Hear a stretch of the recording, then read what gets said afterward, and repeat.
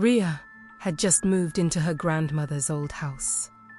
A house no one had lived in for years. The walls creaked at night. The floors whispered beneath her feet.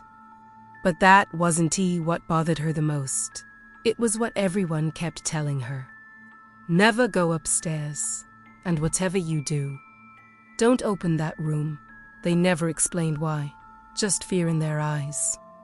And silence in their voices. Rhea tried to ignore it. For days, she stayed away. But curiosity, it has a way of growing.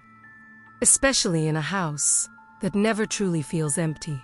On the third night, she heard something, a faint sound from upstairs, like scratched, deliberate, as if something was waiting. Rhea froze. Her heart pounded in her chest, but instead of running, she stepped closer to the stairs. One step, then another, until she stood in front of the door, the forbidden one. The lock was rusted, the wood swollen with age. It looked like it hadn't been opened in decades. She hesitated just for a second, then she pushed hard. The door groaned and slowly gave in. Dust filled the air, thick. The room was almost empty. He seated a single chair, facing the wall. Not a window, not a door, just the wall. Rhea stepped inside, her breath shallow, her eyes scanning every corner. And then she saw it. The floor, deep claw marks. Carved into the wood, long, violent, as if something had tried to escape, or worse, had been trying to get out. Rhea's stomach dropped.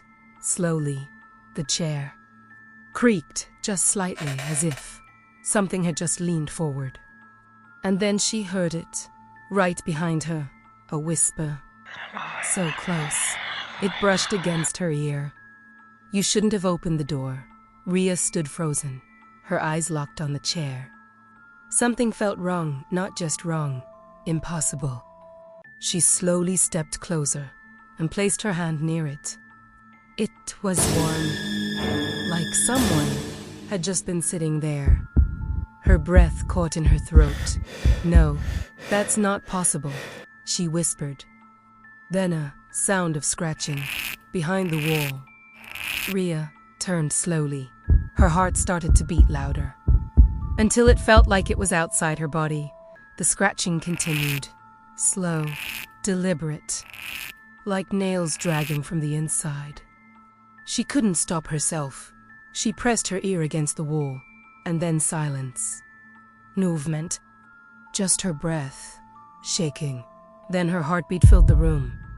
Too loud, too close, and suddenly 3 knocks. From inside the wall, Rhea stumbled backward. No, no, no. She gasped, her voice breaking. The room felt smaller now, heavier, like the air itself was closing in. And then, the sound of metal snapping behind her. Clack. The door, it slammed shut. Hard. Dust exploded into the air. Rhea turned instantly and ran. But the handle wouldn't move, locked from the outside. Or something worse. She was trapped. The wall. It didn't just crack, it breathed. Fine lines spread across the surface, like something was pressing from the inside. Rhea froze. Her breath stopped before she could even realize it. Then, a pale hand broke through the wall, followed by another. Long, thin, unnatural, but no body came. No face, just hands. And they weren't reaching out. They were pulling something in. The chair, it slid slowly across the floor, nails scraping wood, until it reached the wall. And then it disappeared, like it was swallowed whole. Rhea screamed, a raw, broken sound. She ran to the door, slammed her fists against it, let Emmy out, again and again. But the house didn't answer. Only the whispers did at first, faint like breath against broken glass. Then louder, closer, everywhere. Sit down, sit down, sit down. A chorus now, not one voice. A many. Rhea turned slowly, her eyes shaking, refusing to focus. And there it was, the chair, back in the room, facing her. Waiting, she didn't see it move. She only felt it, a force. Pulling her forward one step, then another. Her body no longer obeying her mind. No, no, she whispered. But the chair didn't care, the room didn't care, the house didn't care. It only wanted one thing, her to sit, and as she reached it, the whisper stopped, dead silence. Waiting.